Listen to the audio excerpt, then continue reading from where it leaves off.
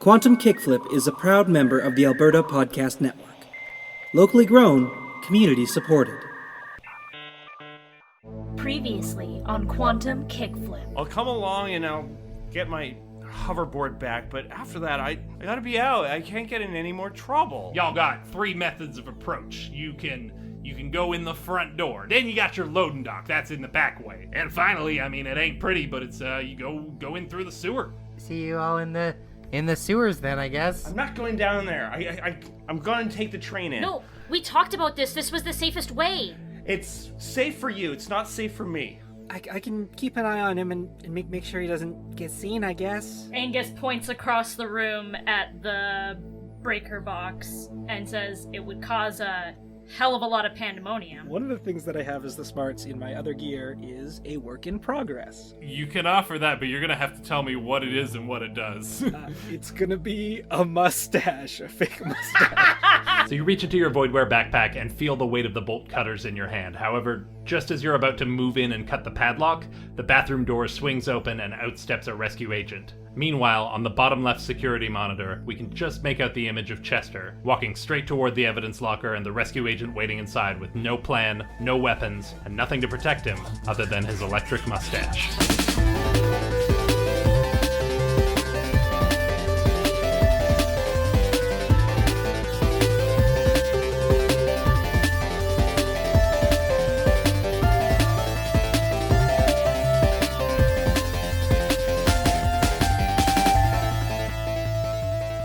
Alright everybody, welcome back to Quantum Kickflip, a Slugblaster actual play podcast. My name is Robyn, I am your Slugmaster Game Blaster, and with me are five of my most hilarious and best friends, and they're going to introduce themselves in the order of when they graduated high school, going like most recent to furthest back.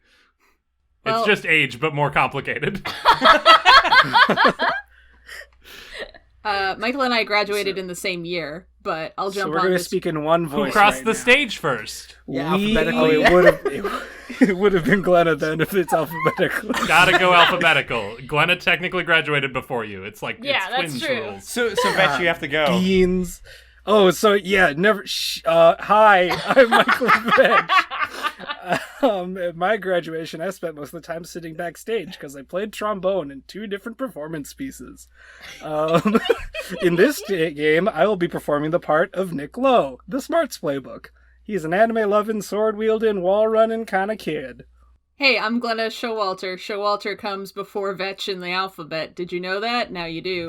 I'm playing Elliott Buchanan. She is the Chill Playbook. She's an aspiring singer-songwriter, loves her backpack. I mean, she does love her backpack. But you know what she loves more than her backpack is her guitar, which she keeps in her backpack. And she can because her backpack is a pocket dimension. Hello, I'm Laena Anderson, and I am playing Angus Franklin, who is the Guts Playbook. His signature device is his skip mode runners, which he is desperately missing. And yeah, we'll see if Angus graduates high school or homeschool or neither. Hello, I'm Liam Creswick. I graduated from a snake handling college in the Appalachian Mountains in 2005. I'm playing Lake. She's the Heart Playbook. She's wields the reality cannon as her signature weapon and is just here to help her friends mess with the man and get their stuff back. And I am David Ray. I graduated 2001 from Minnedosa, Manitoba. Go MCI! Forget my sports team's name. Anyways. Great pull. I'm Chester Capone, or I'm playing Chester Capone, who is the Grits Playbook. And he comes from Philadelphia, and he's a tough son of a gun who's also, he's just trying to fit in, doing his best. And as I said already, I'm Robyn. I'm your host, and I'm gonna get there one of these days. I'm I'm hoping to graduate real soon. So cool. We're back into it. This is the second part of our it's actually not an extra dimensional run at all. You guys are breaking into rescue headquarters right in your home plane of Null.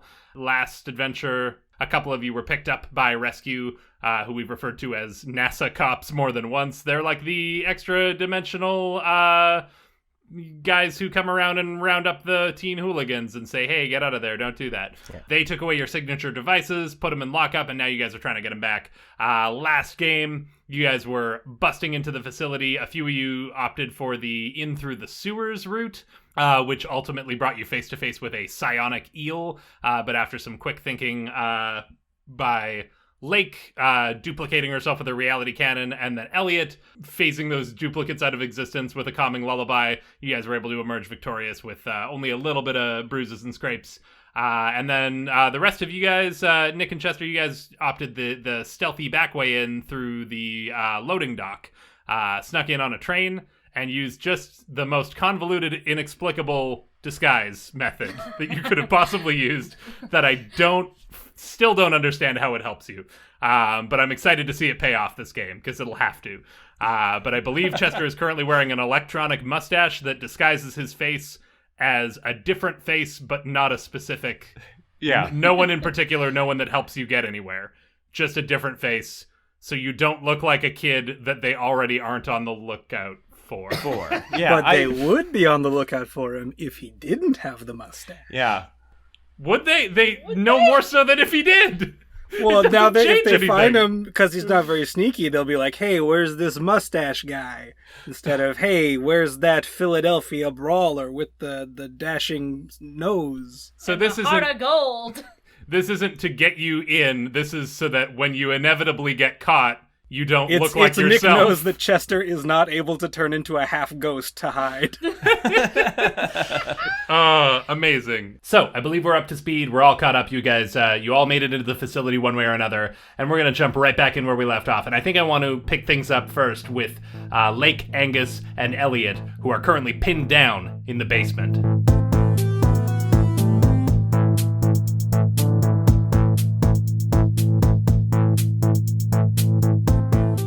So you're all currently, you're hiding around a corner, you're a little bit pinned down. This person has emerged from the washroom carrying a Dean Koontz novel under one arm and makes their way back to their security room and takes up their post once more, closing the door behind them. It doesn't look like they can see the breaker box from where they're sitting, and you didn't see the breaker box on any of the feeds as you were watching. They were kind of flipping through, so you're not positive that won't eventually flip over to that.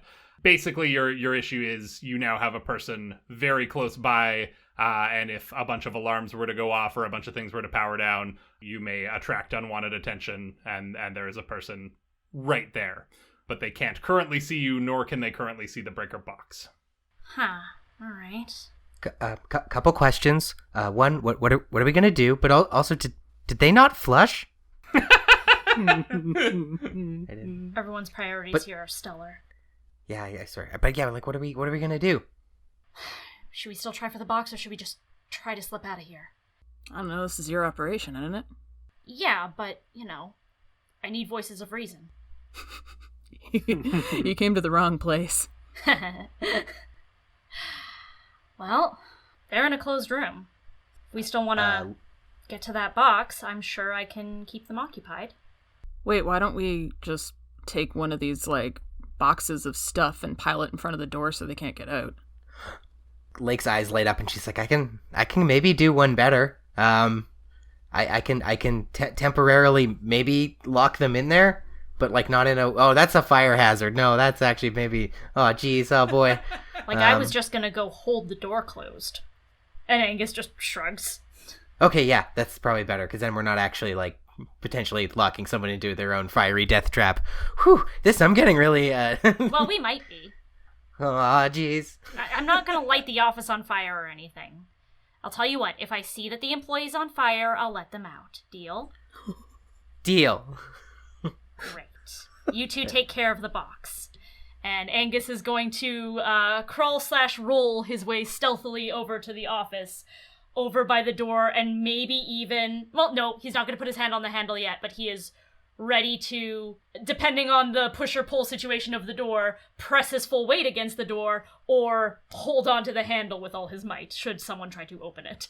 Gotcha. I think it's it's not a push or a pull, but a slide to the side. But there's a handle you can grab and, hang on to, should you need to do that. Lake and Elliott, what's your play? Huh? I got these bolt cutters. Yeah, go for it. Yeah, I think you're able to pop the lock off pretty easily. I think that the roll was to pull these out of the multiverse, and you were able to successfully do that. I'm not going to make you roll again to use them for their intended purpose. So you're able to ka-chunk that lock off of there. It's louder than you thought it would be, and you kind of have that like frozen moment of panic as you look towards the door and see if it's going to open, but it doesn't. Maybe they're got headphones in and they're listening to an audiobook or something. Another Dean Koontz. And the panel swings open. There are rows of switches here. You've seen a breaker box before. As they're all flipped in one direction. Presumably, you'd flip them in the other if you wanted to cut the circuit. They are not labeled with like break room and hallway and evidence locker. They are just kind of like numerically labeled. So, do you have any system for how you would go about this, or are you just flipping them all off? Or do we want to potentially leave it up to fate to decide and do a roll to see how well this works out for you? Yeah, let's just text Chester and Nick and let them know that we're about to go lights out, and heck, do them all. All right, sounds good. And then with that, yeah, do you just throw all the switches? Yeah. Yeah. All right, yeah. Immediately, all of the lights snap off, and in an instant, emergency power kicks on, and some like pod lights along the floor illuminate. I guess this was already pretty emergency lit, but they're red now.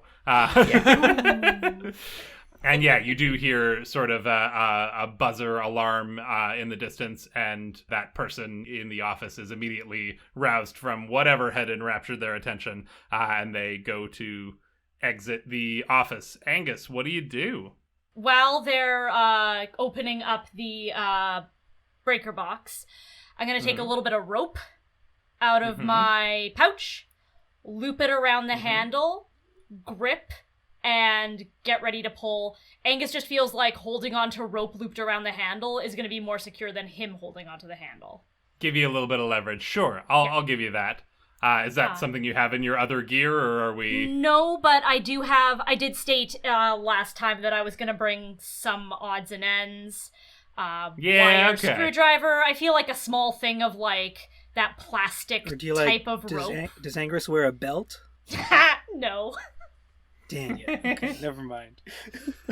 One way or another, you get your hands on a length of rope, and yeah, you've posted up there. Yeah, this is the kind of thing that in like D&D would be like a strength contest, but I think here it's just going to be another roll to see. I'm assuming your objective here is to make your way up into the main area from here on out. Yes. Yeah, like to be fair, Angus is basically waiting for Lake and Elliott to book it at this point. Once he sees they are like most of the way to the out of the room, he's going to bolt as well. So he's not intending to hold it closed for very long. He's just trying to buy his friends a little bit of time. Yeah, let's get a roll to see how this goes for you. I am going to add my 1 guts die. Describe how your guts helps you with an action. He's not running right away. He's trying to hold the guy off. So I'm going to roll 2 dice. Yeah, go for it. I rolled a 3. Oh boy. Yeah, you get your length of rope wrapped around the handle, and you feel like you got a pretty good hold on it. But this guard on the other side is just stronger than you expected them to be, and that door, like the rope, pulls through your hands, and you get a little bit of rope burn as this door flies open, and out walks a large, surly-looking woman in a rescue uniform, who's like, "What is going on down here? What are you? There's kids in the boiler room. What is happening right now?" And reaches for her radio to call for backup. Cheese it. You all bolt for the door, and you can hear her calling and giving very specific instructions. I got 3 kids down in the furnace area. Looks like they came up through the sewers. They're coming up stairwell 2B, and you should find them there. I'm gonna go work on resetting the power, but head them off on the main floor.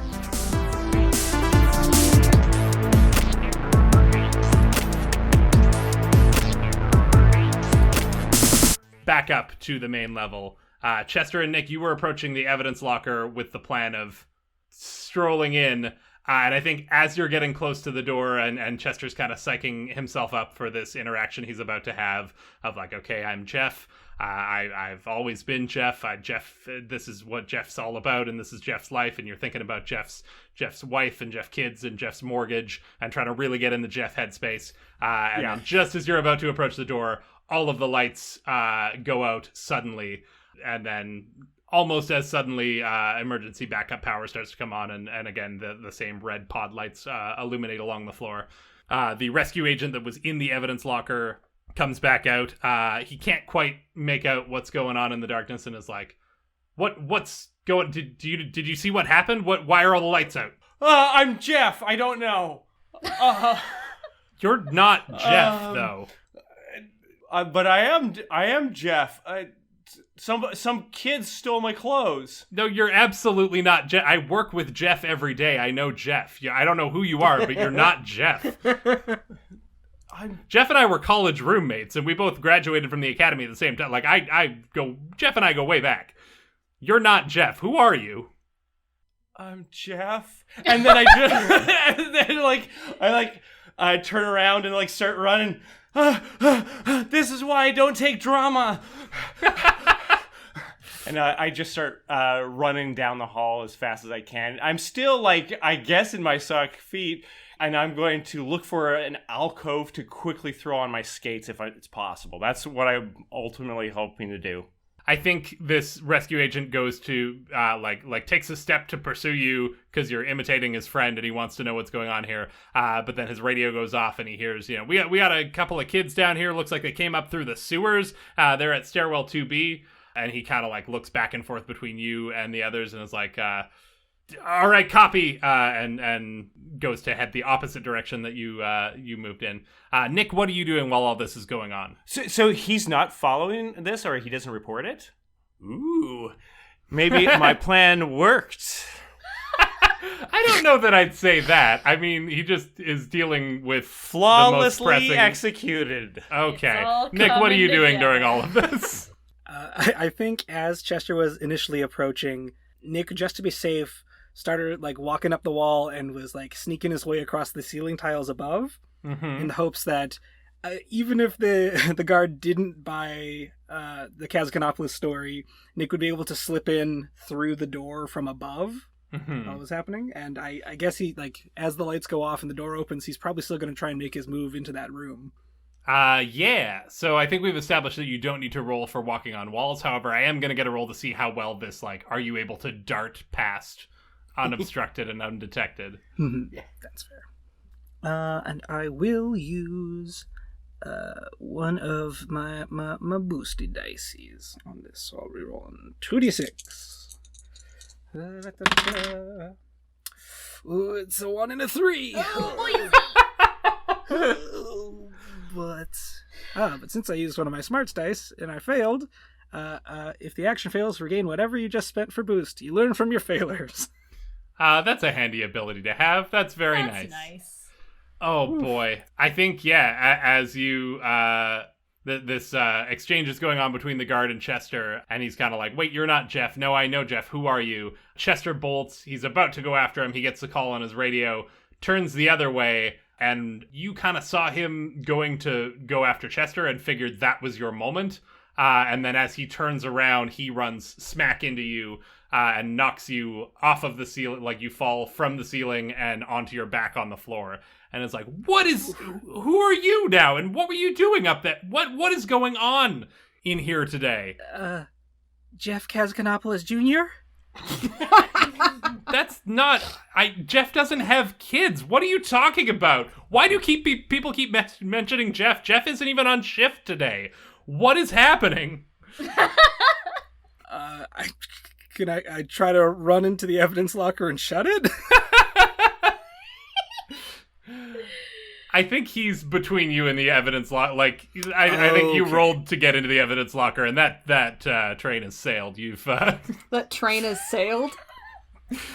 you rolled your failure there. He's blocking the door, and it's like, he gets on his radio actually because had just been called, and he's like, yeah, I actually can't respond. I got a situation up here. I got a couple of kids on the main floor as well. It looks like they're mounting a multi-pronged siege. I don't know what is happening. They keep mentioning Jeff, and I'm very confused. But I'm going to need to monitor the situation here and make sure no one gets into the evidence room. And then you hear another signal over the radio saying, Unit 3, we can respond. We'll head to the stairwell. I want to try and grab his radio and run back around the corner. Yeah, sure. Let's get a roll for that. And remember that die that I spent, and then I didn't spend it because I sucked. Uh-huh. I'm gonna add that one back on. And you know what? I will also add my remaining kick from that pool. So adding 1d6 and a kick. Could I also, because I want something to go well, could I pitch a hype die? Oh, yeah. Yeah, take a hype die. I would love to. That is the team's resource. You have a pool of, I think, 3 dice currently that you can expand by unlocking team stuff. And I believe you only had 1 of those left? Yeah. Looks yeah, like. it'd be the third. I'm All happy to right. use it if we are cool with that. But Yep. If we... Okay. Yeah. I'm rolling 3d6 and there's a kick on it. Let's go. A 6, baby! Yes! It's a 6 and 2 ones. Good thing you added that hype die. All right, so Yup. inexplicably, against all odds, you are able to snatch the walkie-talkie out of this guy's hand. I think he's just so flabbergasted by everything that's happened here that, like, there was a kid pretending to be his friend, even though he looked nothing like him and clearly wasn't him.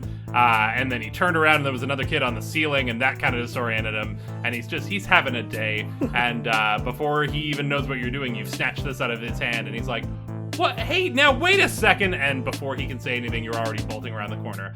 Because there have been so many failures here, and because there have been so many stakes raised, I don't think it's fair to say that you, like, immediately lose him and he's gone and not a threat. I think he's coming after you, but you have his radio, and he does not. Is the kick enough that I can get around the corner before he does, kind of thing?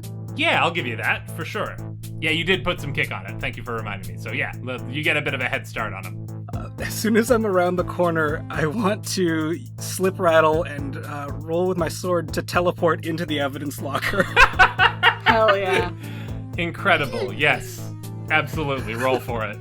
And with this, I will use my last remaining turbo die from my tools. I've been rolling a lot. Mm-hmm. You can do it. It's a 5. Whew. So yes, you beat him around the corner thanks to your use of kick earlier, and that buys you just enough time that you're able to pull out your negatana, ignite the blade, and carve through reality itself and teleport into the evidence locker that you had just recently glanced into. I'm gonna say the door has. That's actually that'll be because a 5 is a mixed success. That is going to be our issue here. Is you make it into the evidence locker, you have his radio in your hand, and he rounds the corner and is baffled and flabbergasted and doesn't know where you've gone and doesn't have his radio to report where you've gone, even if that was a thing that he knew. But he turns around and he sees the evidence locker, the door closed behind him, and it's still securely closed, and so he, with nothing else to do, makes off after in the direction that Chester went. And we'll pick that up in a second and see if Chester's able to avoid him with a bit of a head start. He was bought there. But I want to know, now that, Nick, you're inside this evidence locker, so your complication is that you are essentially locked inside. You don't have a way out of here. Yeah. But you've got a moment here. What is Nick planning on doing? He gets in there, he sort of just holds for a moment, and he stops and listens, and he's just waiting to see if there's a sound of the guard coming back, and there's not. And I think you even see him pass the door. Like there's a window, and you see him go past after the direction that Chester went. So you can tell that he's not coming back to check on the room. If I see that he followed after Chester, then Nick's going to clip the walkie-talkie on his belt, and he's just going to go, "Attaboy, Kazganopoulos." Let's go back over to Chester. So Chester, you darted around a corner. Your intent was to try and get your rollerblades on? Yes. I'm going to say with everything that happened there and the sort of distraction that it caused, you have had ample time to do so. So you are a short distance away, your rollerblades are on, but you hear footsteps coming after you. What do you do? I'm I'm not Jeff Kaz. I'm Chester Capone. You know, I'm good enough. And I pull off the hoodie too, and so I have my Flyers jersey out, and like I have my hockey stick, and I start. I turn the corner and I start skating down the hallway, and I start. I assume I see the guy coming, right? You're going towards him? Yeah, baby. Okay. Yes, you see him. He's coming towards you. And I'm going to just full on hip check him to get by him. Okay. No, I can't get penalties in here. I'm going to cross check on my. That's what I'm doing as I. Yeah, let's get a roll for this maneuver, and anything you're adding to it. I'm going to go add an extra dice to it. I'm going to go with look cool.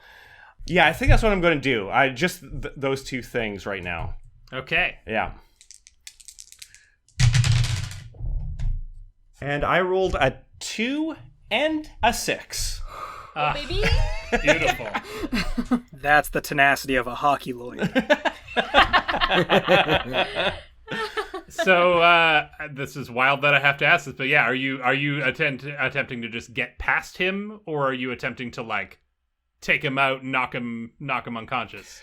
I'm just hoping to get by him, and I still have the card, right? So I'm hoping that I'm just going to try to barrel that towards the evidence door. Gotcha. You did see earlier that it required both a card boop and a key code to be punched in. Yeah. So yeah, with your 6, you're easily able to deke past this guy. You sort of give him a cross check and hit him into the boards, by which I mean the wall of the hallway. And he's, I think, with another exclamation of just, what is going on? He sort of hits the side and crumples for a second. He's not unconscious, but he's winded.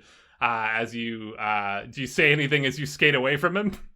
I was never skilled, but I worked hard and I could fight, quoting his favorite hockey player as he gets away. So...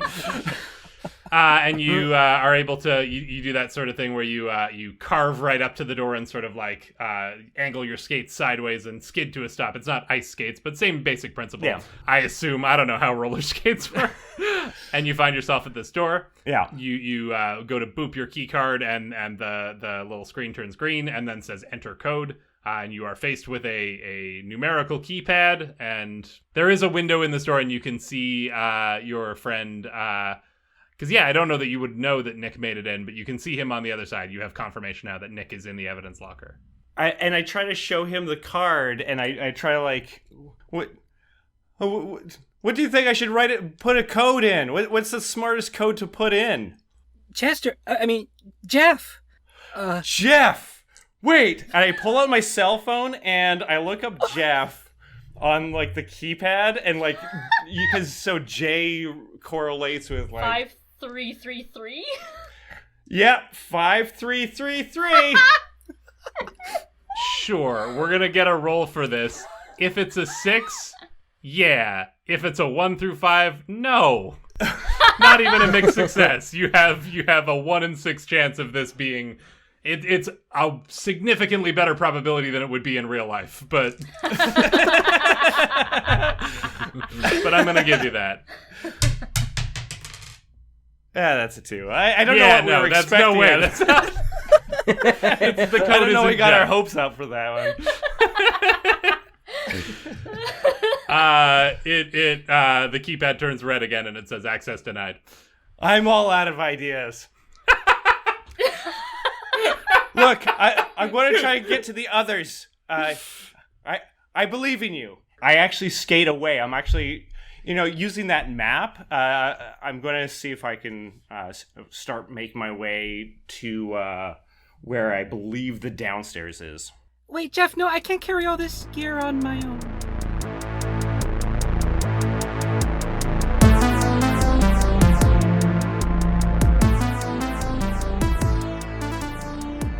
Let's jump back to our friends Lake, Angus, and Elliott. So you guys are emerging out of the basement. Yeah, you arouse the attention of this guard who called for backup on you and then went off to deal with the power outage and hopefully get the power rerouted. You're making your way up the stairwell and you see a door ahead that leads out into the main hallway. I just want to check in and see where you guys are at, how you're feeling, what's your play here. Are we in like an isolated stairwell? There's no like branching corridors or anything. It's like stairwell and then the one door at the top? Yes. All right, gang. I have an idea. I can store people in my backpack. Yes. And if all three of us go in and they just find my backpack, they're gonna have to take it to evidence, right? What are we waiting for? Hey, let's go. Great plan. Yeah, absolutely. Is that I'm unfamiliar with some of the new playbook abilities. Is that a thing that you need to roll to do? It just says you can store human-sized objects like humans or, I don't know, mannequins. Also yourself. It's dark there. All right, yeah, and it does say, like it says plural objects, so I assume that more than one. And it doesn't say roll two? No, it doesn't say roll two. Then, yeah, I guess you all hop into Elliott's backpack. Hell yeah! And you're just on in the stairwell is where you're leaving this backpack? Yeah, because that's what they're gonna come. Now, I need to get a better idea of how this works, because your backpack is, in essence, a pocket dimension that you can reach into and pull unique items from the multiverse, as well as items that you've stored in there.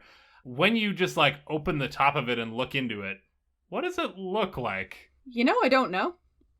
I feel like it did say, like, canonically in the description you read, it's dark in there. Yeah, I think it just looks like a void. Yeah, just like cavernous, like you can't quite see far enough in. Okay. So yeah, the three of you hop inside. It is very dark. I think it's so sort of like you say we hop inside like it ain't no thing. I feel like there's probably like an awkward like trying to pull up a dress. Like very much so. Pulling it up into yourself and hey can you zip me up, Angus, can you Yeah, you're having to like you put one leg in and then you have nothing to sort of stand on, so it's like you're descending into a hole, and like it takes a little bit of doing, but I think you're able to all get in there.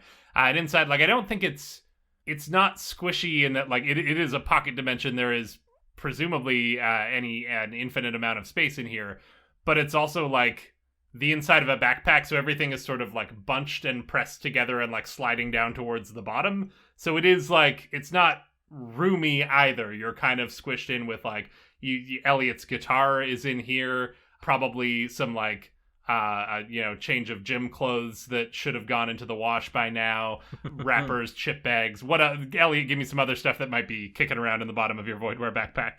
My tape recorder is kicking around. Absolutely. I guess just like free floating guitar picks. Mm-hmm. Lake found gum and is already into the gum, blowing a big bubble in front of her face. Amazing. Yeah, I think it's like, when you were in elementary school, did you guys do the parachute game in gym class where you'd all have a big parachute and you'd all like ripple it and like yeah, like I think it's like if you were gathered up in one of those parachutes and that like you're all kind of like you can't really get your footing and it's kind of hard to figure out where you are in relation to each other. But it's also not like there's it's a big space that you're inside of, infinite possibly. It's just really awkward to move around. Yeah, and I think, so 1 minute there's 3 kids in a backpack and a short, awkward amount of time and fumbling later, there is just a backpack sitting unattended on a stairwell. The aforementioned Unit 3 shows up, a pair of rescue agents, burst through the door. They've got what would they be equipped with? I assume ray guns, but like set to a very like stun sort of a setting of just like, they're non-lethal. They're very very mall cop energy. But yeah, they burst in expecting to find these kids that they were radioed about and do not see you. Instead, just find this backpack. One of them picks it up, opens the top, has a look inside. It just looks dark. I think he just looks to see that it's not like full of any kind of contraband and is like, it looks pretty empty. And then is like, better take it to evidence. Slings it over one shoulder. They spend a little bit of time looking around in that stairwell to see if they can find where you went and why you ditched the backpack. but it ultimately ends up being fruitless. Maybe you even can kind of hear the muffled sounds of them talking to that guard from earlier, and be like, so you I said... was gonna say, like, how much of this can we perceive from inside the backpack? I assume we can't really see anything, but we can, like, hear sort of muffled sounds? Yeah, I think that's fair. You can't, like, see or like, feel what's going on, because it's not like you shrunk down into a backpack. It's that the backpack leads into another plane of reality entirely. But I think there is still that connection, the top of the backpack, so you can hear the sounds of your home plane echoing through. And so you kind of hear the muffled conversation of like, you said they went into the stairwell, right? They weren't in the stairwell, and we came from the only hallway that goes to the stairwell. So I don't see how they could have possibly gone any other direction. It's either here, and they didn't come back down. That's we'll go do a sweep and see what we can find. We're gonna run this to evidence first. Chester, you were up on the main floor trying to make your way towards this very basement, right? Yeah. Oh, no. And you are unaware of this entire plan and everything that has happened here. Yeah, that's right. So I think you arrive at the door to the stairwell just as these two rescue officers are emerging, and they see a kid. Well, they see the face of a man with a mustache who is not their coworker Jeff, who is also wearing a Philadelphia Flyers jersey and hockey pads and roller skates. And they both draw their ray guns once more and are like, "Hey, you stop right there! What do you do?" Oh boy. I think I'm going to go for good old, like, high sticking and just, like, try to, like, knock specifically the ray guns away, and then I'm going to try to, like, once again start bolting away. Just lead him off on a wild goose chase kind of thing? Or at least, you know, Dave is hoping only one person follows me, aka the person without the backpack, but I'm going to just disarm them and go so that way they don't have necessarily a shot on me. Fair enough. Let's get a roll for that high stick. I am going to go with another grit die added on there. Yeah, this is a pretty gritty maneuver. I buy that. You know, there's two guys and there's this ray guns involved. This is a step up, so I think I'm going to sacrifice the body while I do this too. So I'm going to take another hit. Sorry, can you read that ability? What does sacrifice the body do? Because that's a new one. Take a slam and get an extra 2 dice for the action roll. This slam cannot be noped, absorbed by armor, ignored with any ability, etc. You gotta take it, kid. So I have like 4 die on this. And despite all that, I rolled a 2, a 4, a 5, and a 5. I didn't get the magic 6 I was really hoping for. All right, mixed success. Okay. So you are able to high stick and knock their ray guns away. We're going to give you both a slam and a problem here, because the mixed success gives you a problem, and your ability specifically required you to take a slam separate from that, right? Yeah. Yeah, let's go with, I think you swipe with your hockey stick, knock these ray guns out of their hands. Unlike our friend from earlier, who was just so frazzled and so absolutely confused by what was going on, this guy, one of these rescue agents, is a little quicker on the uptake, and as soon as the gun leaves his hand, he kind of shrugs, balls up his fist, and just decks you right in the face. And I'm going to endow upon you the slam of clock cleaned. You have had your clock cleaned. There it is. So that's... considering Chester's canon, can we change it to bell rung? Yes, that's much more. You've had your bell rung. Let's go with that. So that's your second slam, banged up and bell rung. You are on thin ice here, as it were. And I have trouble beyond that, right? What's the trouble beyond it? I think your problem, in addition to that, is just that they are hot on your trail. You've knocked their ray guns away successfully, but they get a hit in on you, and you're barely able to sort of scramble out from underneath them and get taken off on your roller skates, and they are in hot pursuit. Rollerblades, not skates. It's very different. One's cooler than the other. That's very true. And then, you know what? That's gonna be. Can I give you your complication? They are pursuing after you, and I think both of them grab a little disc off of their rescue sort of utility belts that are part of their rescue uniforms, slam them down on the ground, and they extend out into not a hoverboard, because hoverboards are cool. That's what you guys ride, and these guys are not cool. They're the enforcement, but they're kind of like a little hover scooter, like a Segway. like yeah, you know what? It's a hover Segway. Yeah, sure. Yes. They throw these belt-mounted discs down, and they sort of pop out on either side, and they extend a handle up, and they're after you on Segway. Hover Segway. So that is your complication. They are bearing down on you, and they also have assisted mode of transportation. Are we in tow? Yes, you are slung over the shoulder of one of them. Alrighty. I think I overheard them mention something about Edmonton. I think we're doing all right, team. This might work out. I think in spite of all the chaos, we're gonna reconvene. If those guys like we saw on the security camera are on their way to the evidence locker, this should all work out. I mean the lights, everything. This is great. And Elliott, you're a genius, and Angus has been tapping his heel on the floor the whole time.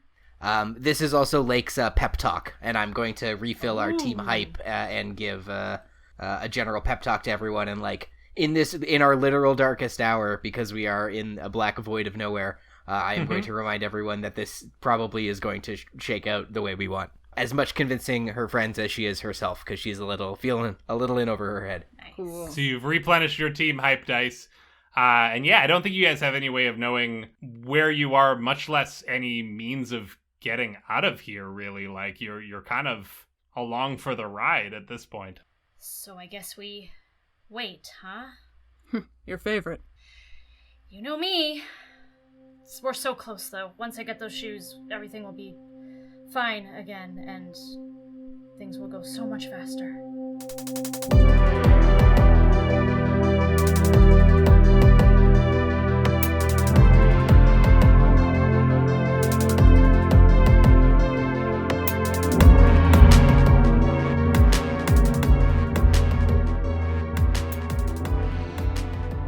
Hey all you weird kids, it is your Slugmaster, Game Blaster, Robyn, here to thank you once again for listening, even though there is no way we could ever express how much it truly means to us. We love you all, we love that you love the show, and we love when you tell other people how much you love the show, because that just helps the show get bigger.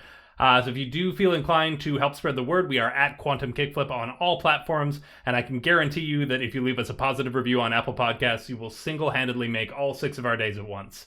We're also on Patreon now, and for just $5 a month, you can get early access to every new episode of Quantum Kickflip, as well as bi-weekly bonus content like interviews, outtakes, and lots more. I'd also like to shout out our sponsors over at the Alberta Media Arts Alliance Society, whose goal is to advocate, educate, and celebrate the media arts in Alberta. Check them out at amaas.ca.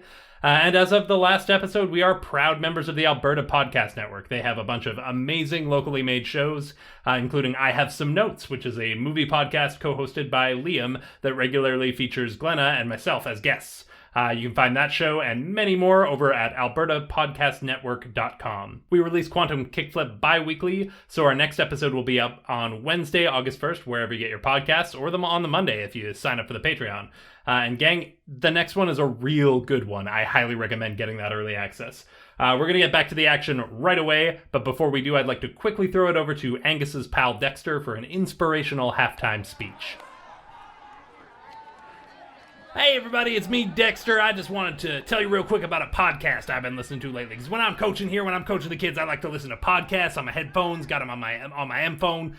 You don't actually have to pay that much attention when you're coaching soccer. The kids kind of just do it themselves. You don't really have to listen that much. So I like to listen to podcasts. And my favorite one to listen to lately is the Well-Endowed podcast by the Edmonton Community Foundation. It's hosted by Andrew Paul and Elizabeth Bonkink, produced by Lisa Pruden, and it explores the impact of passionate people who are working to make Edmonton a strong, vibrant city to live in. The Edmonton Community Foundation helps people create endowment funds, and this podcast tells the story of how those endowments intersect with the community. Here, let me give you a taste. We are experiencing on a psychological level, a physical level, a spiritual level, this wholesomeness, this health that brings so much into our lives. And as a great de-stressor, taking a walk in the woods is wonderful. Yeah, that's good stuff, right? So, if you like what you heard, you should subscribe at thewellendowedpodcast.com. That's thewellendowedpodcast.com. Now, I'd also like to let you know that this episode is brought to you by Park Power, your friendly local utilities provider in Alberta. They offer internet, electricity, and natural gas with low rates, awesome service, and profit sharing with local charities.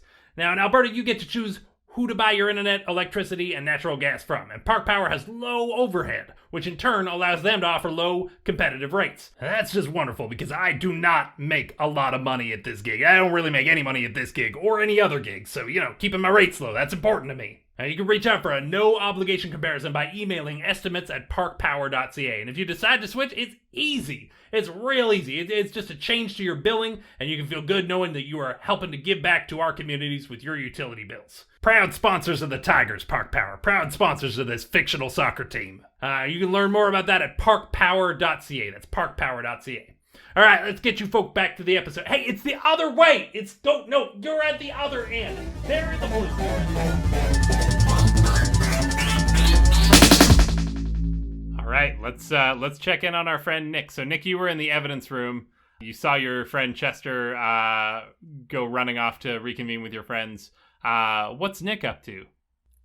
Nick was going to try and look for those aforementioned shoes. Yeah, I think attention has been effectively pulled away from where you are. No one has any reason to interrupt you or intrude upon you in the evidence locker for the time being. Even the people who were on their way there have now been sort of distracted by chasing after Chester. So I think you've got the time you need. You're able to locate, you're trying to find Angus and Chester's missing gear. Mm-hmm.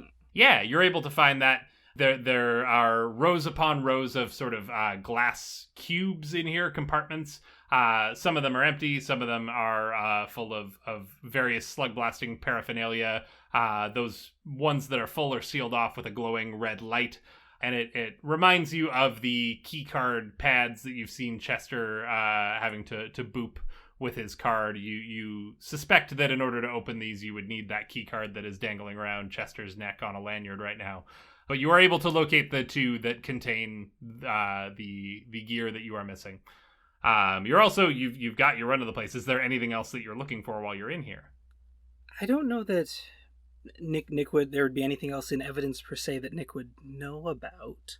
So yeah, I think if he's identified where these where his friends' gadgets are, that's what he's going for. He's trying to get those opened. All right, and how are you going about doing that?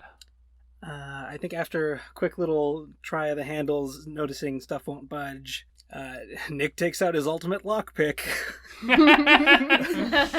And with that, the Negatana buzzes into life, and he's going to try and cut these boxes out. Basically trying to cut a hole in through the door or pry... Yeah, I think okay. Slicing sort of the front paneling off so that there are like open compartments is his hope. Absolutely. And that's an ability you got to roll to use. Yes. I would assume. Yeah. So let's get that roll and anything you're adding to it. At this point, I am all out of additional d6s, but I will use one of those updated abilities we've got to push myself. You may also add one dice or one kick to your roll by either marking one trouble or accepting a problem. The GM picks it, but anyone can suggest things. I think in this moment I will take a trouble to get a second d6. Okay. A 5. Mixed success.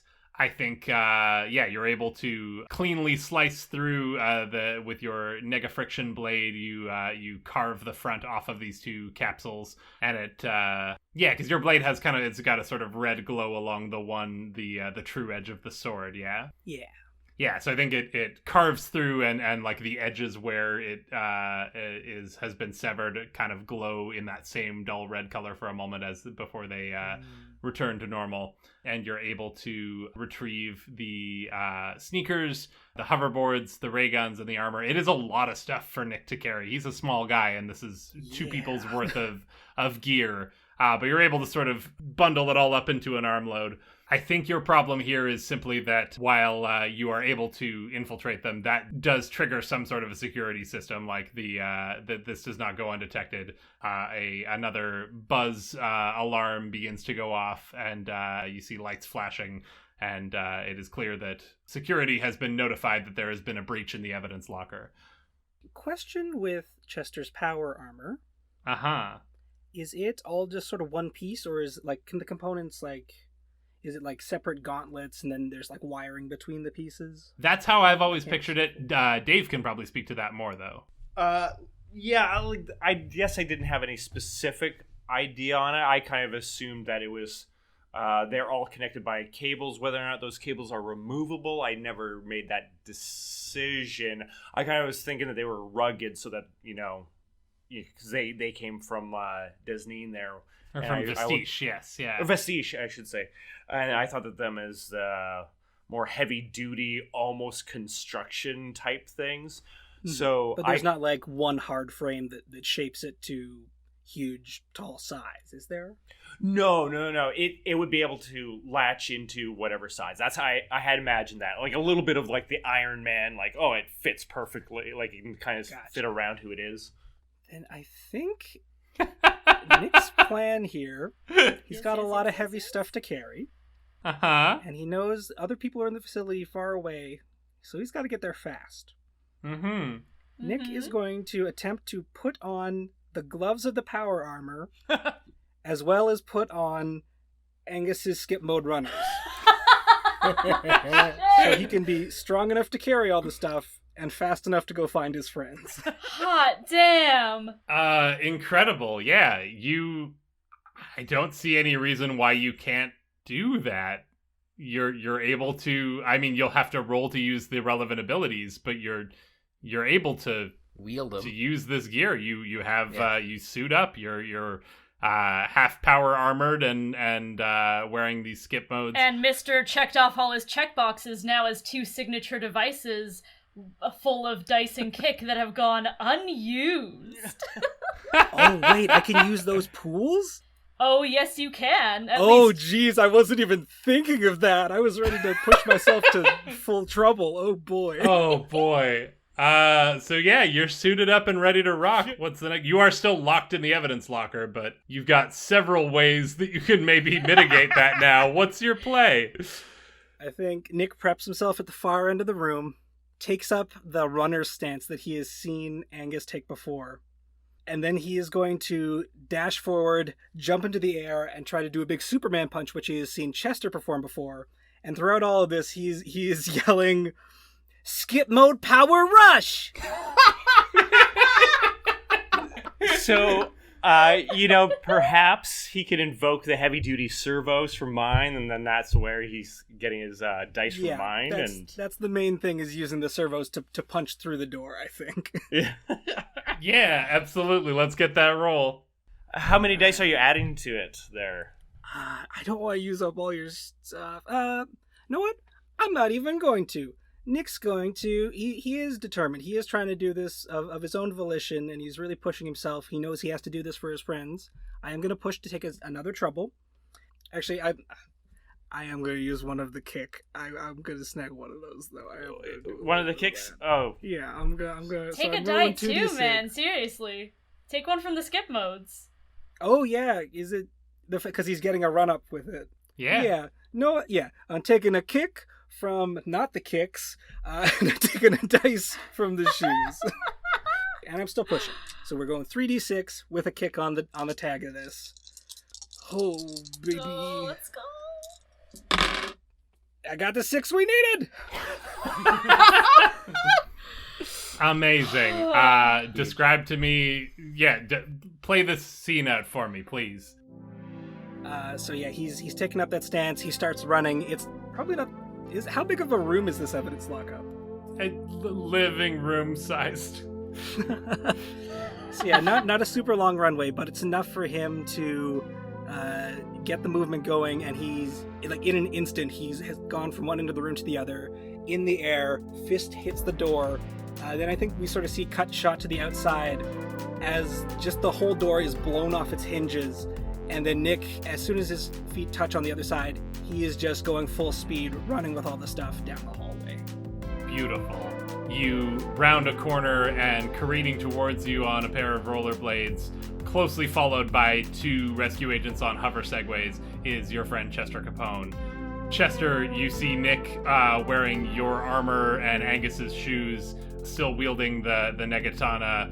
And I guess, do you have your own shoes somewhere? They're just in the bundle of all the other stuff, I think. Of the You're like carrying them by the laces kind of thing. Yeah, so he's got 4 signature devices on the go, and he's coming straight for you. What is Chester? How does Chester respond to this? whoa. And I may even like come to like a little bit of a, like I don't stop, but I just start gliding. Like I'm not even like pushing myself anymore as I see Nick coming towards me. Do you have my hoverboard? Yeah, here it is, Mr. K. Oh, God, everything was all in a bundle. He has to set the bundle down and sort of rummage through to hand him the board. Oh, thank goodness. Oh, crap. What am I going to wear for shoes? I have to get my blades off. Hold on. You have two people running after you. Oh, They yeah, don't- sorry. I can't do this. Well, we got to get out of here, but where are the others?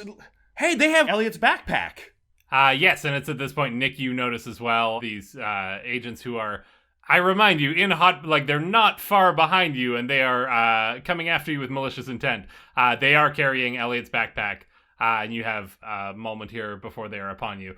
Are you looking to run away from them, combat them, move past them? What are we doing here? I've got something. Okay.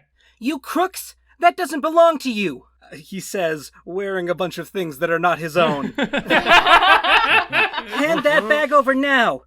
Give me your best shot! And he takes up a stance, and he's like a little bouncier than normal because of the skip modes, and it's very video game pose, sword up at the side, big gauntlets. He's raring to go. Things aren't nearly as exciting in the bag. We're like patiently waiting for our call to action. Angus has asked for a piece of gum. Lake's just like, all I'm saying is when my Game Boy Color got taken during math class, you guys did not go to this much trouble to help me steal it out of Mrs. Kazanopoulos' desk drawer. Jeff's wife teaches math. I gotcha. So, Nick, you're squaring off to combat these two. Yeah, do they still have their guns? Nope, those were scattered on the ground, and they didn't pick them up for some reason. Oh, shoot. Okay. Drat. Okay. So if you're posting up, then I'm probably like nearby, even if it's behind you. But... Yeah, I think they come to a stop now that you're no longer fleeing them and are like, you kids have less than 5 seconds to explain yourselves, and they're already getting out like some sort of space age looking manacles to sort of like, we're taking you guys into custody. This is ridiculous. Let's go. Can we like peek out of the bag? Like, how does the zipper work? Yeah, like, is there any way for us to get out of the backpack? Can we feel that we've stopped? How about this? I like, as they're coming towards, and all of a sudden put my stick out, try to hook the backpack and just pull that off and just throw it behind me. Get the stuff and get out of here! And I throw the bag behind me. Yeah, okay, so you're trying to hook the bag off of his shoulder and throw it. Yeah. Yes, let's get a roll for that.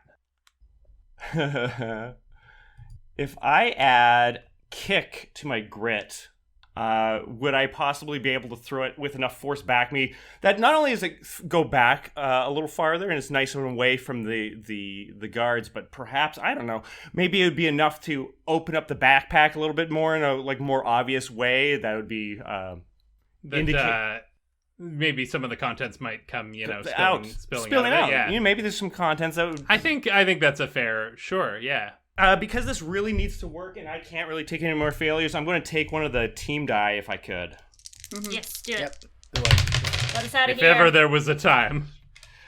I roll a 3, a 1, but a 6 as the other one. And I just get in there, perfectly hook it, rips it out of his hand, throw it back, and it lands on the ground. And it hits with enough impact. Yeah, you inside. I described it earlier as a big parachute. The parachute has been.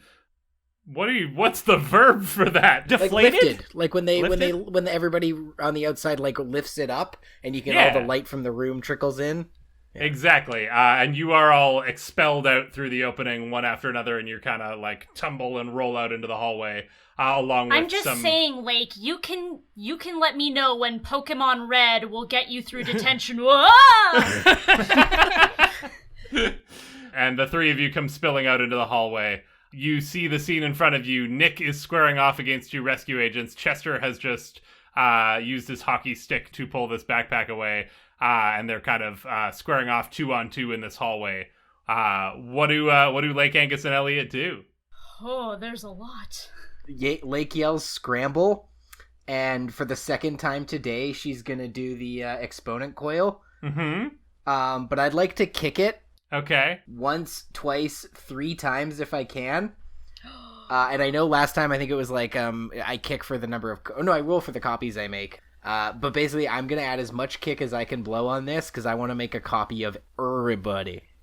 Oh, you're trying to make multiple versions of not just Lake, but of all of us. Everyone, the entire party. The other, even if I can get some of the agents in there too, I want to fill this hallway like a mosh pit and have that pandemonium be our escape. Absolutely. Yeah, let's get that roll. You've put a bunch of kick on it. Take 2 of my kick. So I have 1 kick on my reality cannon. Mm-hmm. I'm going to use 2 because this is sort of the heart action, the like passion and empathy. So I guess I have to describe to you how passion and empathy. I think this was what she's been waiting for. She hasn't done much other than the sewer, and so this was how she can save her friends. Yeah. So that's my case. So. And Angus is using his guts in that when Lake says scramble, the direction he chooses to scramble in is directly towards the rescue officers. There you go. So I only have 1. I'm adding 3 kick for my 2 for my heart playbook, 1 for my reality cannon, but I'm not adding any. I guess I have a die to blow. I can stack them. Yeah. Oh, you know what? I'm not. I'm not gonna add any dice to this because I think as she does it, she's gonna spray it like a fire hose all over the hallway and try to like really coat everybody in a real middle finger to the whole situation. Remind the listening audience at home what middle finger. Just give us that ability real quick. Yeah, this is part of her heart's playbook. Middle finger once per run. Once per run. You can automatically get a 6, no roll required. And I think how she does that is the sheer volume with which she unloads. I think it comes out as foam. I think it's like duplicating foam in this case. If you've ever seen people at like a foam party, like a foam rave. Oh yeah, those foam raves that we all go to. Yeah. Yeah. We are at least see Absolutely. pictures of people enjoying. We podcast and we foam rave. So I basically get everyone. I have enough. I have 3 kick. You decide how many people I get with 3 kick. You have 5 kick. Oh, you're okay. You've given me kick. I've Sweet. given you 2 kick. Yeah, your regular ability is enough to generally duplicate yourself. So I think with the amount of kick you've put on this, you're able to get your entire team. We do need to know how many copies of each person get caught up in this. 6 plus 1. Yeah. I rolled 1, so there's 2 copies of everybody. That's still the 5 of you plus, so there's 15 people running around this hallway right now. Yes, it's absolute chaos. Like you described, there's sort of this spray of foam goes out, and then when Angus emerges from the foam, a second Angus emerges a second later, and then a third Angus. And likewise for everyone, multiple versions of them emerge out of this spray of foam. And they're all sort of various alternate versions. I think we described really like different shimmering colors. I like that aesthetic for this as well. The rescue agents don't know what to make of any of this. They were squaring off to take 2 teens into custody, and suddenly there's more than they can possibly handle. I think one of them's reaching for his radio and trying to call for backup, and the other's trying to figure out what happened to their ray guns, because they had them a minute ago, didn't they? But you've bought yourself all of the distraction you need here.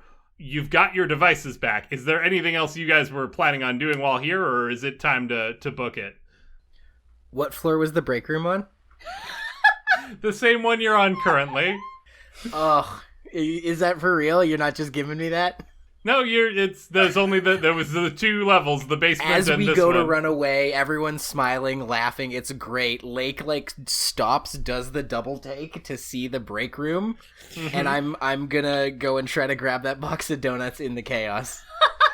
You know what? You've used so much kick in the middle finger. Yeah, you dart in the chaos and are able to snag. There is exactly 1 donut left. What's Lake's favorite kind of donut?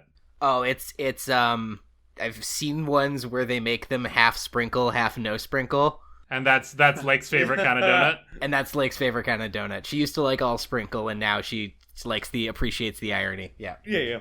Well, too bad. This one's coconut. You don't get it. Okay. One of the other two Okay. lakes had the same idea to come into the break room. And is like, Yeah, hell got- yeah, coconut. Anyway, I'm going to assume that you are able to make your way back out of here. You've caused enough between the lights out and the infinite number of copies running around. You have created plenty of distraction that you are able to extricate yourself. But I want to take a moment to just regroup with the members of Weird Gravity. Several blocks away in the industrial park, you guys have put some distance between yourselves and the rescue facility, and I'm assuming are in the process of kind of returning everyone's possessions to who they belong to.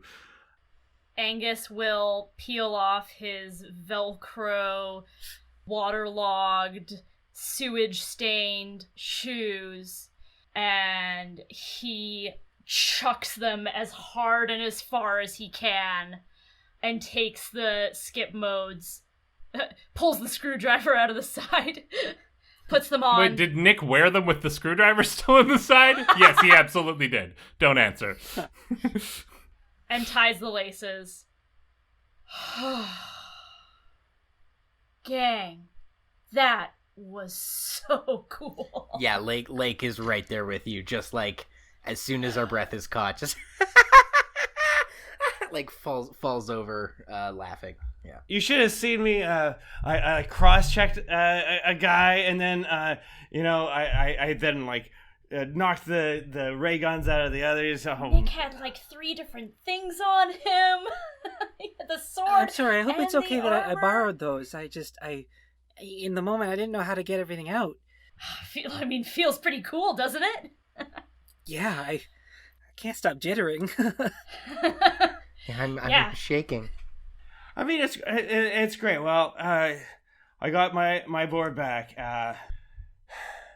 Thanks for helping me out, you guys. Yeah, we'll see you in the next run, right? Yeah, this was great. We work really well together as a team. Well, I can't. My dad's. Everyone played their position. You're a heck of a defenseman. Yeah, that's Chester, true. I wouldn't have been able to get anywhere without Kazganopoulos by my side. Is he play for the Flyers? No, he's me, sort of. Well, no, but I'm Chester. Don't get it confused. I was gonna ask about the mustache. Yeah, I think I'm going to try to grow out a real one, and I finally pull it off, and my face returns to normal. I guess I had the weird nondescript face. The thing is, I don't know how to deal with my dad, and I don't really know you guys that well, and I don't expect you to bail me out like this. So Why not? Why not when you have bailed all of us out of so many situations before? I guess no one's ever bailed me out before. And Chester, you have a moment where you kind of think back on the previous runs, everything you guys have been through. That first run to Vestige, where you dropped from the overpass and exploded the giant slug and cleared the path to freedom for all your classmates that would have otherwise never been able to make it out. And you think back to Desneen and the way you sacrificed the integrity of your own face to get that hexapus away and back to its mother to stop the giant dodecapus from destroying the entire base. You think back to Thenispar and landing as Super Satan and pushing Lake away from the podium and getting her out just in the nick of time. And finally, you think back on everything that happened here today. And you kind of look out at your friends, and they're covered in sewer slime and foam, and they're banged up and they're bruised, but they're smiling and they're looking back at you. Our entire crew is founded on us getting into insane situations and bailing each other out. We all need each other. We all need you, buddy. Okay, well, I'll figure it out. You're not gonna figure it out alone. Well, that's good, because that's the hardest part for me. I have a hard enough time with French, and like math and geography. So Are you still talking about slugblasting? Because I am absolutely no help in any of those subjects. I can help. that's a good point. Well, yeah, cool. So where's the next place we're going to go to? Are we going to like that well-known faraway land known as what is it, Saskatchewan? Is that the next dimension we're headed to? Oh, boy. Wait, was that in I think that was in geography class. I heard about that one. And that's where we leave the members of Weird Gravity this time around. Banged up, covered in foam, in a dirty alleyway, but more united than ever for everything they've been through.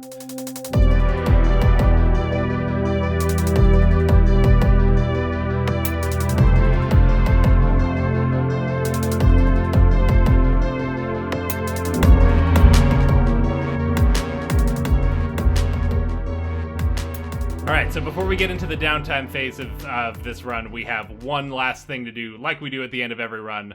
I need y'all to roll a disaster roll for me, but it's going to look a little different this time because we have gotten an updated playtest kit from Mikey, as we mentioned last episode. We've got some new mechanics in play, and one of the things that got retooled a little was the disaster roll. It's still very similar. You're still going to roll and find out whether a disaster strikes. Just the mechanic works a little different, how many dice you get to roll and what they mean. There's kind of an option of being fully safe or kind of a mixed success or a full-on disaster, much like all the other rolls in the game. So I have to say, I do like the multiple dice prospect.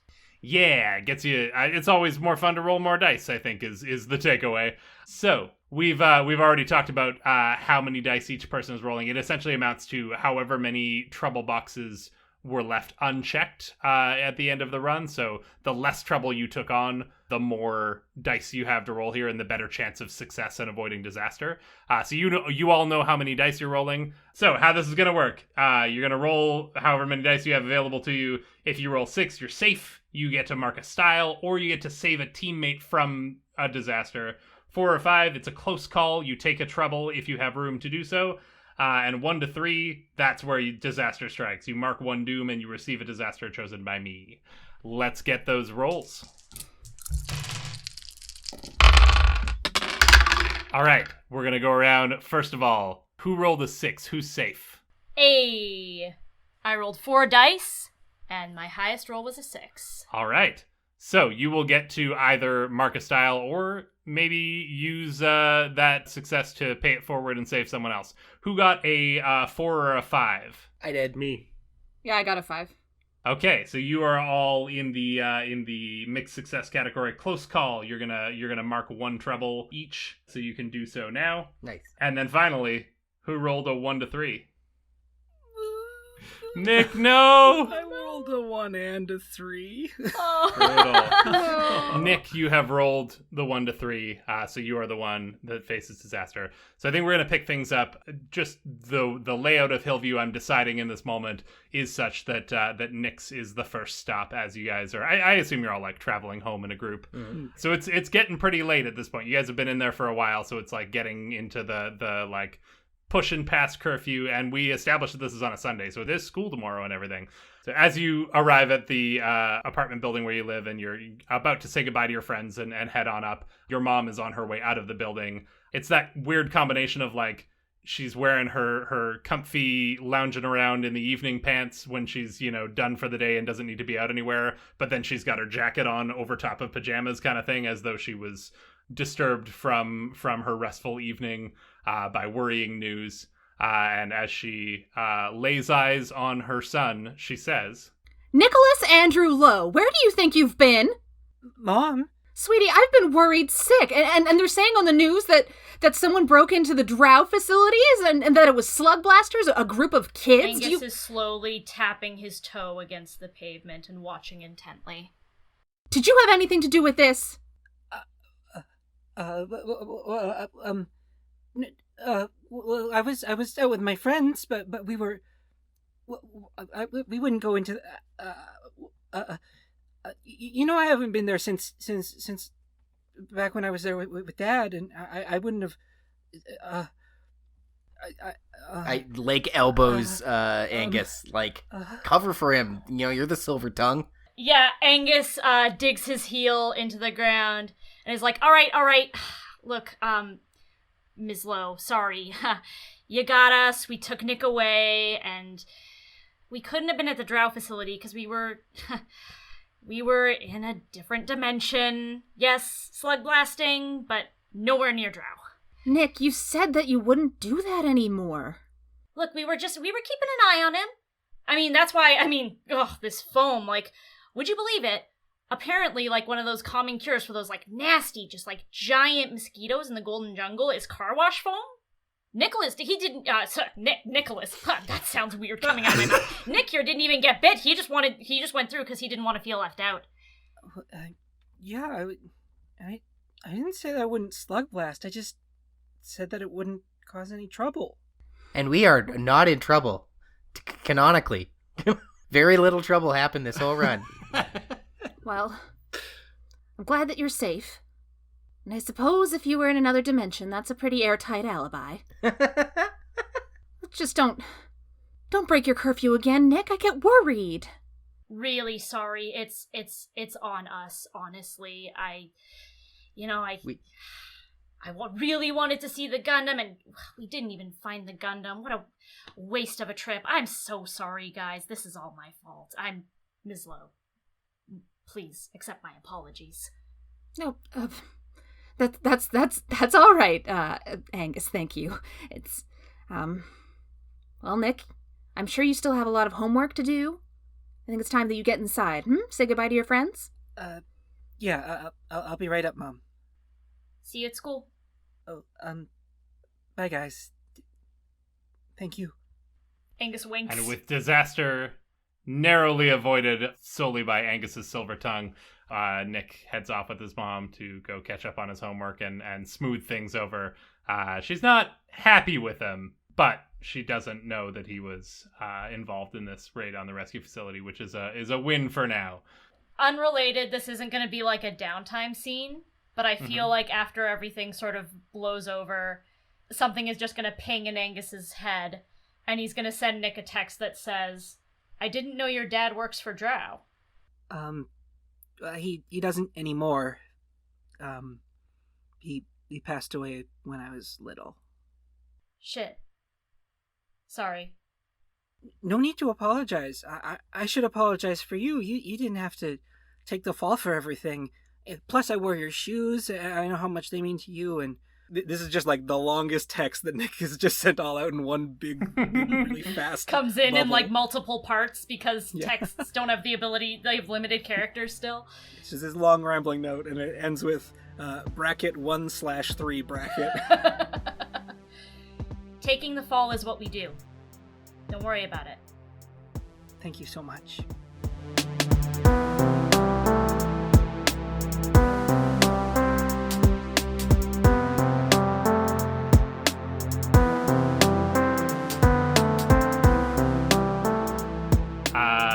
With that, we move into the downtime phase of the game. So you guys have racked up some style and some trouble that you get to spend on various scenes. But first, I want to take a look at what the crew has earned, because we have yet another new mechanic in play. Your brand that you have selected for your crew, Weird Gravity, now directly contributes to how much style you earn as a team per run.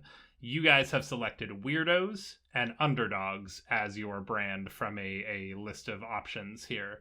When you are using the weirdos tag, you get +3 style after runs where you take an unconventional approach. Underdogs get +3 style after runs where you get in way over your heads.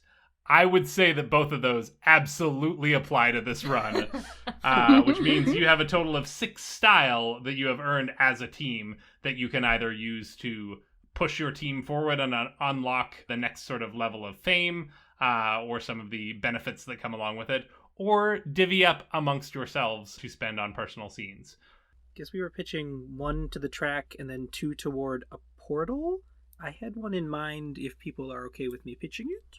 Yep. Mm-hmm. There's a portal going back from Waking Pits into Desneen. Yeah, definitely. And that would give us a loop through the Waking Pits. Want to get to that goth place. Yeah. Yeah. Nice. In the group chat, Lake gives a little thumbs up emoji, like, yeah, sounds good. No, we don't have emojis. Lake gives a yep, sounds good without an emoji.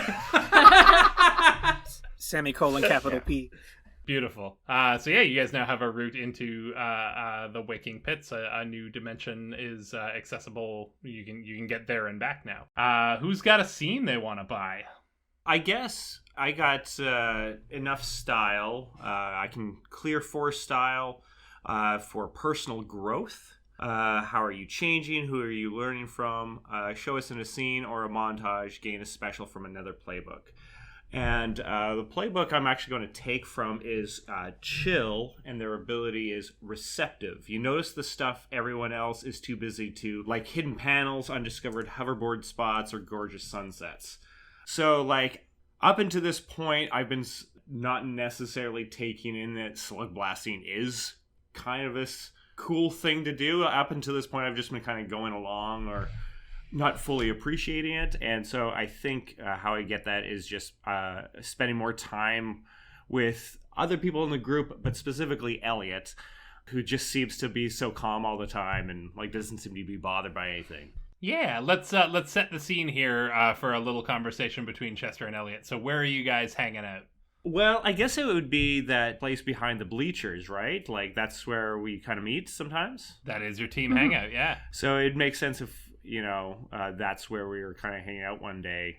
I think you guys have, maybe it's after school, like you got nowhere in particular to be, but very much in Elliott's style. You're just sort of just in the moment, hanging out under the bleachers, and maybe you've been there for a while at this point. Elliott, what are you up to in this scene? I think maybe she's fiddling with her tape recorder. I think maybe she's trying to figure out how to remix what's on the tape. Okay. And it's all stuff from it's Angus's voice from Thin Spar going like, "Take me away, Super Satan!" And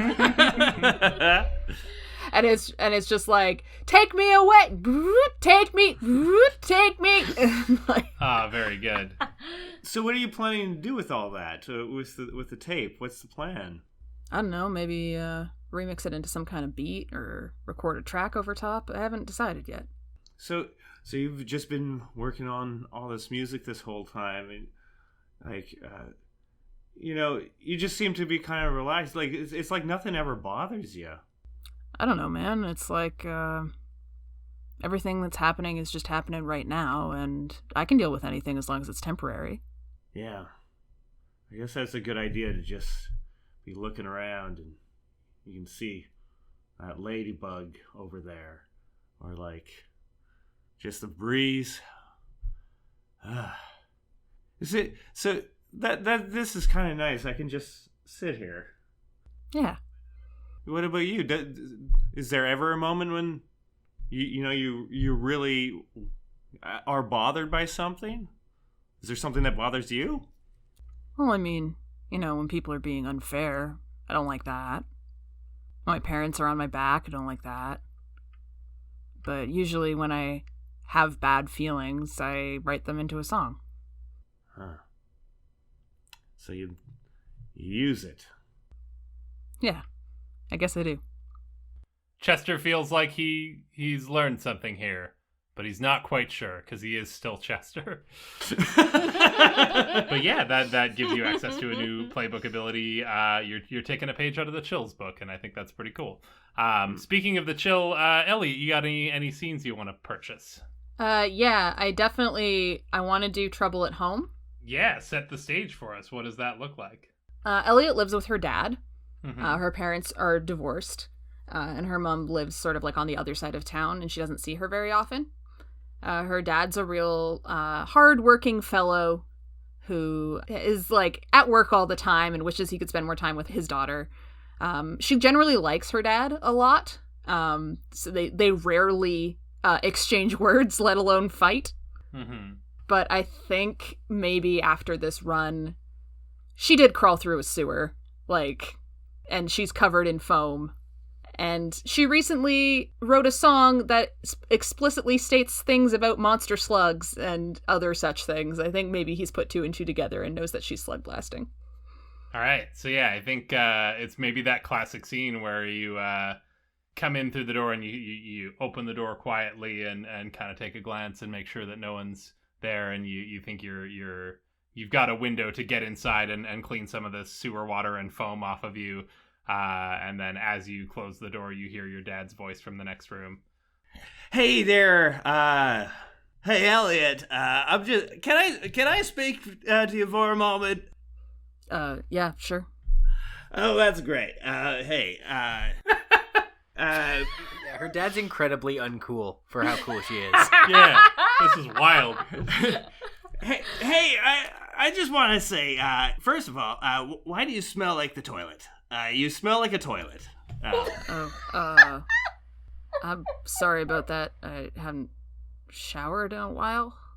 Well, I guess, hey, first of all, that's an important thing to do. I mean, it's going to be tough for you to get a job if you smell like that one day. Let me tell you. Okay, serious. Graham, be serious. Okay, here we go. I am concerned, Elliott. You know, are you getting, are you, I don't know, are you doing that thing called the, what is it, bug flushing? Is that what it's called? Slugblasting. Are you doing the slug blasting? No. Oh, okay. I'm just saying. I was listening to the music tape that you gave me. I was working so much, and I gotta sit down. I'm like, I want to listen to Elliott's music. I think, and then you start talking about these monster slugs, and I'm like, hey. That seemed like it reminds me of this slug blasting, and then I listened to it again, thinking about slug blasting, and you're not keeping something from me, are you, kid? No, sir, that was a metaphor. It was a metaphor? Okay. A metaphor for high school. A metaphor for high school. And how my teachers and fellow students sometimes feel like monster slugs. Yeah, okay. Okay. Elliott, I tried to give you the chance. That's what I said to myself. I was like, Elliott, I said to myself, Elliott, hey, she's a good kid. You know, she's not going to be out there doing this slug blasting. But, you know, I have to be sure. And so I did, like, you know, take a look at some of the stuff. I was going through your laundry, right? And I noticed some of the slime from the, you know, that trip you took out a little while ago, and I got it analyzed, and they said it's not from this plane, you know, and I was just like, are you sure, Ted? Because he's a chemistry teacher, and then he's like, hey, what can I tell you? This is from out of another dimension. I know it. So, kid, why are you lying to me? Sorry, sir. I know you don't want me to slug blast, so, I thought it would be better if you didn't know. Kid. Elliott, I've been trying to be around as much as I can, and I'm seeing that it's a problem. I'm just letting you go out all hours of the time, and you're getting involved in all sorts of things. Who knows what else you're involved in? And that's my fault as a dad. I take that. That's me. So I'm going to really try to clear up my schedule a little bit more, and I'm going to be around more. But you got to stop this slug blasting, right? Just come and I'll be around more. And, you know, we'll go out there and we'll go see rent a movie or something like that. Those are pretty cheap. And, you know, you can spend more time with me, perhaps. Right. Hey, kid. Yes, sir. Sure. I care about you. You know that. I know. And I think that's where we leave Elliott and her dad on uneasy terms with an uncertain future. Also, I take a slam for that. Oh, yeah, you do as well. That is what it says. So you're going to get a slam from that carries over into the next run. I think we're just going to go with distracted. Mm-hmm. Up until this point, it was kind of a unspoken, like, your dad hadn't asked and you hadn't said anything, so it wasn't technically against any rules, but now you've been given a pretty clear directive not to do this, and that's gonna weigh on Elliott a little bit. It also says that you pick who notices. Oh, yes. Glenna, do you want to pick a teammate who picks up on this? If you've been spending more time with Chester... That's kind of my thought, too. I think maybe Chester notices. In that same exchange where he gets your chill, you will, Yeah, I mentioned he something. reverberates it right back. I mentioned something about, I hate it when my parents are on my case, so. Mm-hmm. Yeah, Maybe I it's think just that extra raw. Yeah. makes sense. All right, who else wants to grab a scene?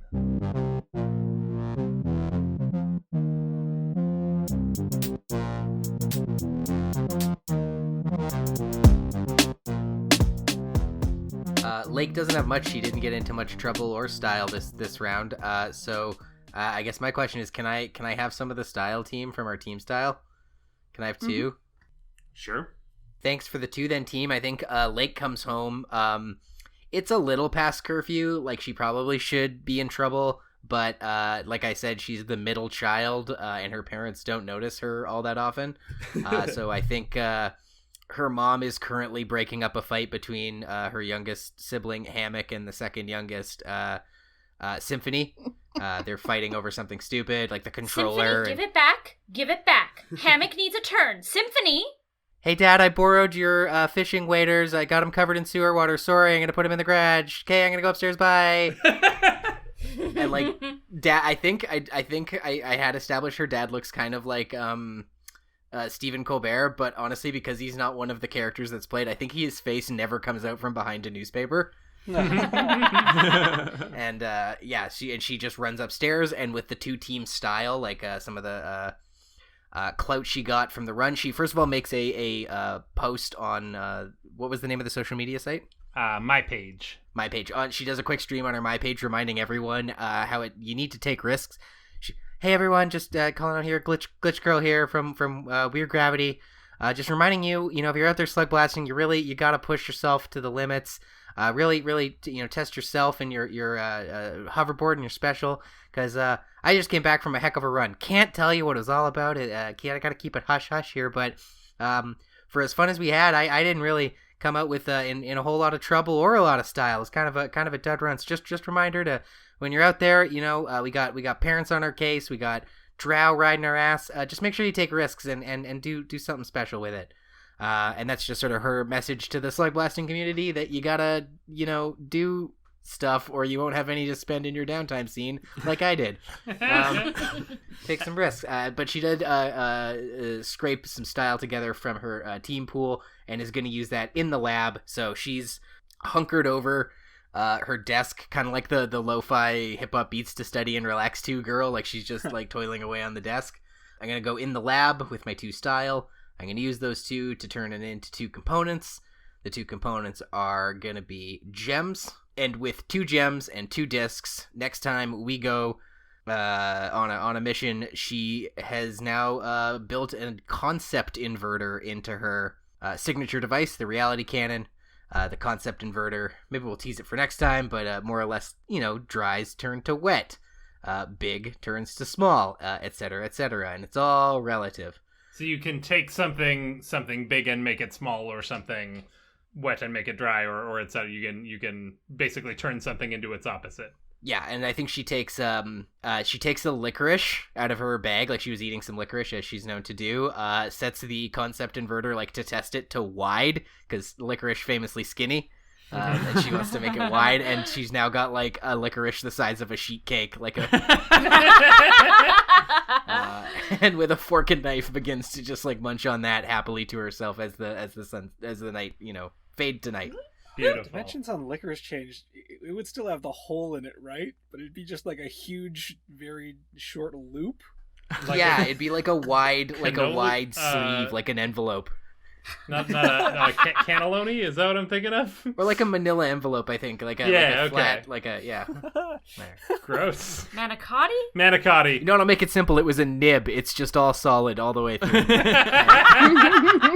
There we go. All right, who's up next? I have a scene. Yeah, absolutely. I will spend one of my style, and if it's all right with the crew, one of our team style. For Swagger, Clear 2 style, a scene of you getting even more confident, watching your own videos, mouthing off a rival, hyping yourself, breaking your own record, etc. Gain a special. Having done this exhilarating heist at the rescue facility, and more importantly, having his precious skip modes back, Angus is just on top of the world. I don't think he sleeps very much.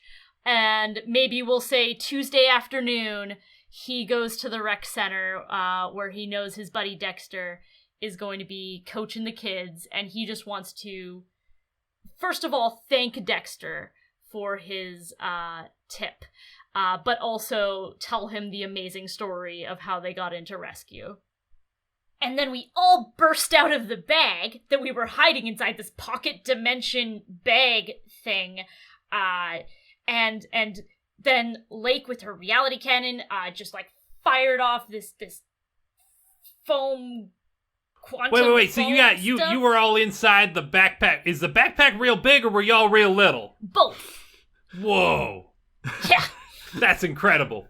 And then there were just like so many duplicates of us running around, and we got out of there and we had all of our stuff back, and they had no idea, they had no clue what even hit them. And buddy, like, thank you so much for getting these shoes back. Everything just feels even like more right than when I had the shoes before. Well, I mean, you said they had no idea, but you said you had a bunch of duplicates of yourselves running around. So, like, not only did they see your faces, they saw, like, multiple copies of your faces. I mean, I guess. You don't think that's gonna come back around and bite you, maybe? No. I'm pretty sure, and didn't you say you were watching security feeds and there were cameras going and you were watching them, like, flip between? And so isn't it presumable that maybe you came up on some of those as well? Especially if there was, like, extra ones of you running around? Well, like, I'm pretty sure one of the copies of me wore glasses, and I don't wear glasses. I mean, that's smart. That's, I didn't think of that. If it was wearing glasses, how'd you ever tell? Now it sounds like you got away scot-free, totally clean. I don't think this will ever come back to bite you. I mean, it might. You are right. Like, it could come back to get us, but also, it was really chaotic, and we managed to get in and out in the first place, and I'm calling that a win. Whatever they have to throw at us, it is clear we can take it. Hell yeah, man. Oh, I can't believe I'm friends with a certified fugitive. That's pretty cool. Yeah, you better keep your mouth shut. You know me. I'm not much of a talker. I don't like to ramble on very much. I'm pretty tight-lipped myself. I like to just kind of keep my own thoughts up in my own head and not really tell much to anybody about anything. That's just the sort of guy I am. I don't really like to go on about anything myself or anyone else. I just like to keep it all buttoned up, you know? That's Angus what I think makes me such a good coach. And nodding and has subtly tapped his heel 3 times while Dexter is continuing to talk. To just speed this conversation away. Beautiful. Mm-hmm. A little kid comes up and tugs on his shirt. Mr. Dexter, Caleb ate a dandelion. Good for Caleb. What have you unlocked with this scene? Very appropriately, walking disaster. You don't just flirt with disaster, you're dating it. You get plus 1d6 on disaster rolls. Oh, amazing. That'll help out in future avoiding the high price that you may yet have to pay.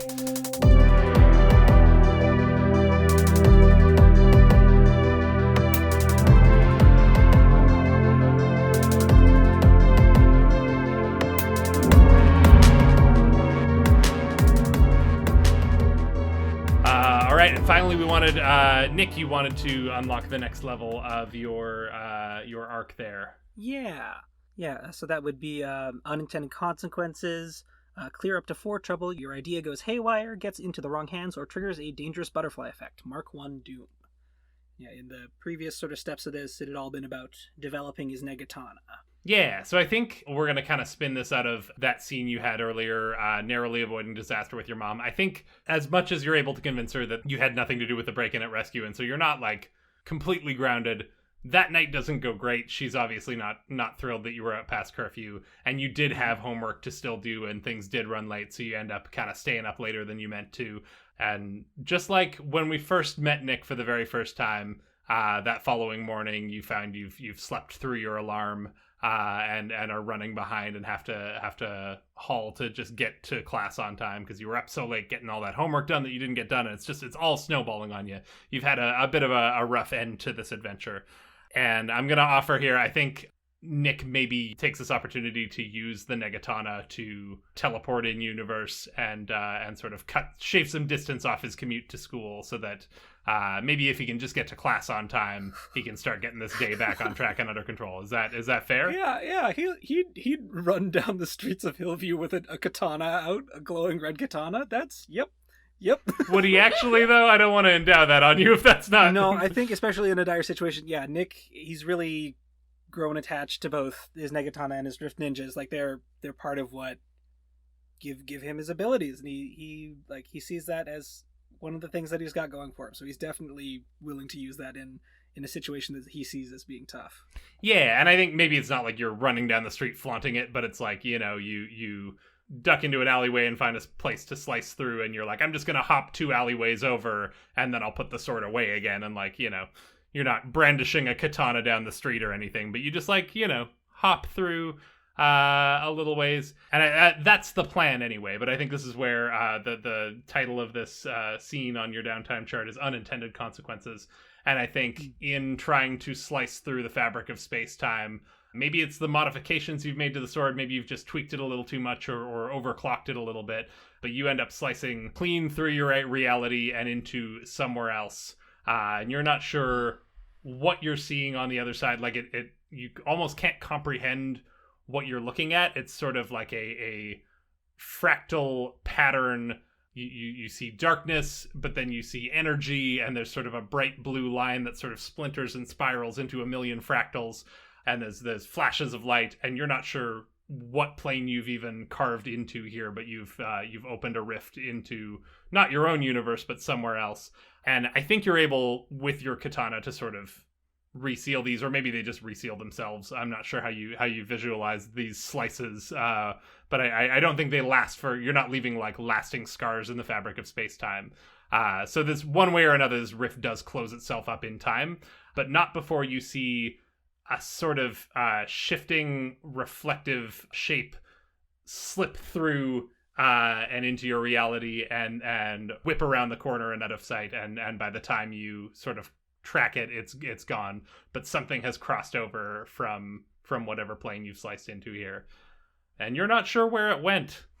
That definitely wasn't an alley cat. Then I think with that, we take it to our final scene of this run. This weekend, the original Interdimensional Music Festival returns, and this time, we're turning up the heat. Panic Energy Drink presents Multipalooza! 3 days of music, hoverboarding, and sun on the Coral Cove Coast in Popularia. Featuring Ramona Nova, the Scramcat Crash Course, Lazy Bunny, the Panic Energy Drink Panic Room, and more. Listen to Scenics and Scud in the morning on KRFT The Rift for your chance to win your way in to Multipalooza, the hottest party in the multiverse.